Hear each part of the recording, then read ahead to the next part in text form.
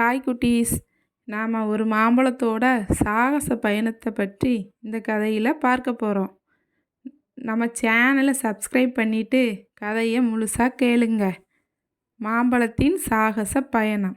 ஒரு பெரிய மாம்பழ தோட்டம் இருந்தது. அங்கே இருந்த மரங்களில் நிறைய மாம்பழங்கள் இருந்தது. ஒரு நாள் காற்று வேகமாக அடித்தது. அதனால் ஒரு மாம்பழ மரத்தில் இருந்த சிறிய மாம்பழம் கொத்துன்னு கீழே விழுந்தது. அதனால் மாம்பழம் பயந்து போய் இருந்தது. அருகில் இருந்த மற்ற பழங்கள் ஓடி வந்து, கவலைப்படாதே, நாங்கள் உனக்கு உதவுகிறோம் என்று ஆறுதல் சொன்னாங்க. மாம்பழம் மெதுவாக செல்ல ஆரம்பித்தது.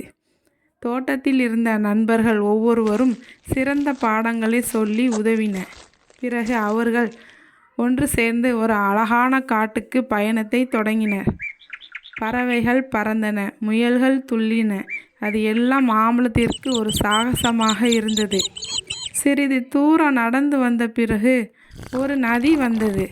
மாம்பழம் அந்த நதியை கடக்க முடியுமா என்று யோசித்தது.